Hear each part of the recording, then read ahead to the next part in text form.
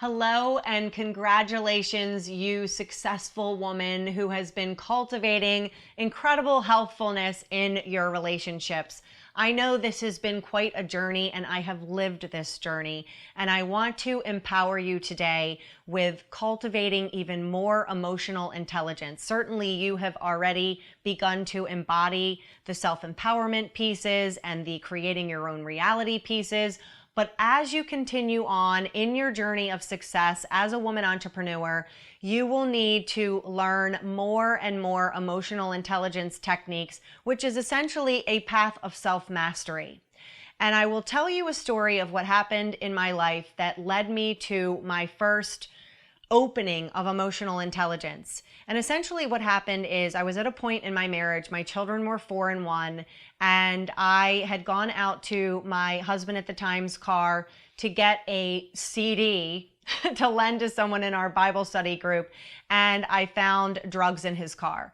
And my whole life stopped in that moment. And I was like, oh my God, not only is my husband doing drugs, but he's also lying to me.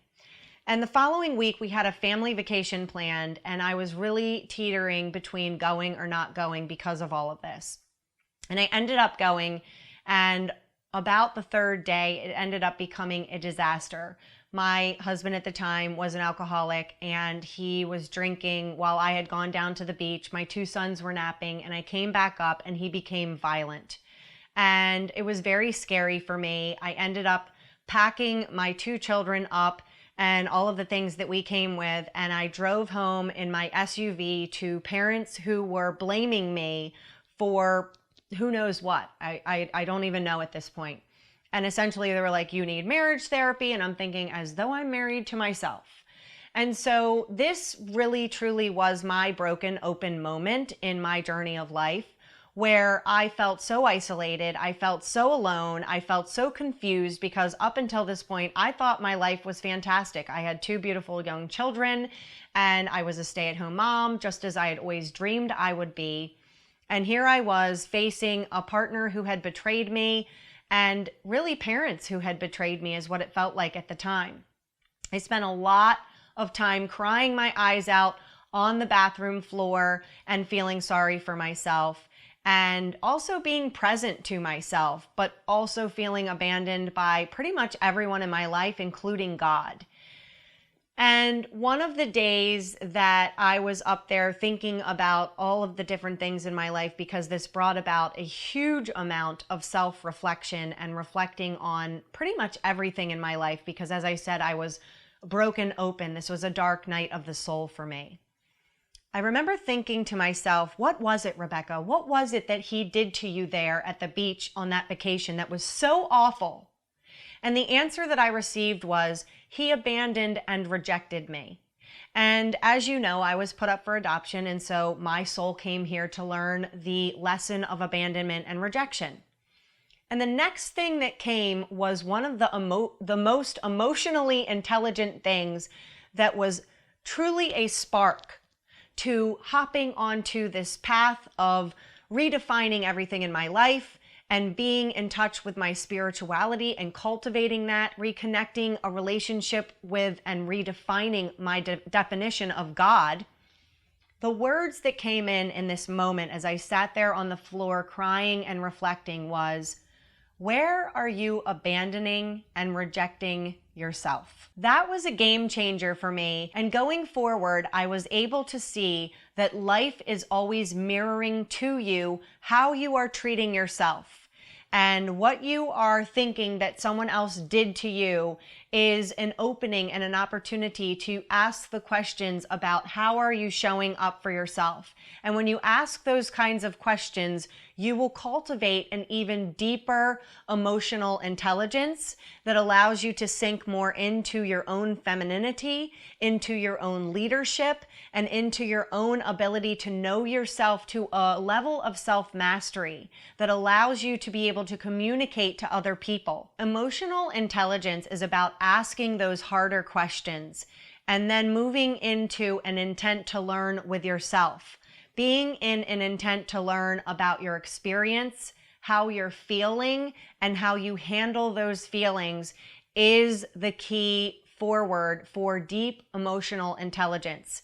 When you go and you have a part of you that is upset or triggered or wanting to seek approval or be a people pleaser, and you go into this place of finding out more about what is that for you? Where does it come from?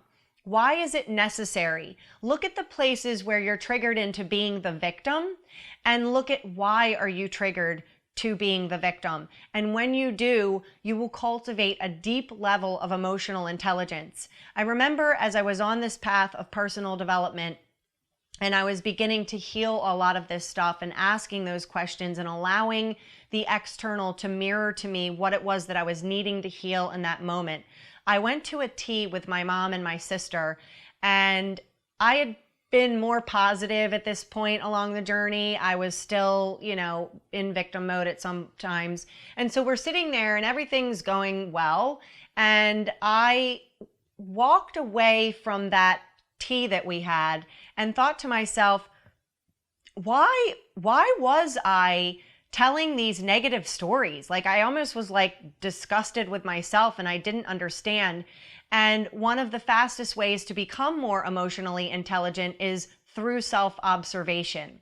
And as I'm telling you the story of being at this tea and kind of being disgusted with how I was complaining or how I was talking about being the victim or things weren't going well in my life, I was exercising self-observation. The highest level of emotional intelligence is exercising self-observation with love, not with judgment, but with love, detaching from it, almost seeing yourself through this lens of outer worldliness, going and looking at like as if it were someone else behaving and you're seeing it through a very neutral lens where you're like, oh, isn't it interesting that I just did that or I just said that, and then moving into that intent to learn. So as I drove away from this, I realized that in order to get attention in my family, I had to be the victim because my sister was bulimic growing up and my parents' attention, as you can imagine, went towards what she was dealing with in high school as I was going through becoming a young woman at a very significant time in my life. And I was listening to a talking book. If you've not heard of this book, it's hilarious. It's called the Empowering Woman series, and it's with Louise Hay and Caroline Myss and Christiane Northrup and a woman by the name of Susan Jeffers. And she says on this training, Susan Jeffers says, she goes, since when did we get into a competition to see who could be the most pathetic?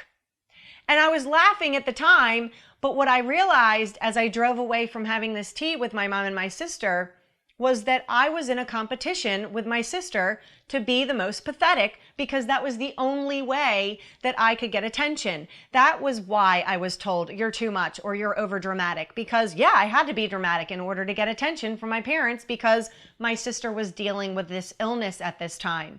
And in that moment, it was like lightning came down and I was able to make this decision that I was not going to go into the role of victim anymore, that I was never going to be in a competition with anyone else for the rest of my life to be the most pathetic. And quite frankly, it is time for us as women to rise up and make the decision to not be in competition, but to be in support of one another. And that there is no power in being the victim. There is no power in being pathetic. And that you, in each present moment and experience that you have, get to claim that you have indeed created this reality for your own inner emotional intelligence to evolve and to stay in a place of self-observation and self-love and self-compassion, because that is where true feminine empowerment lives.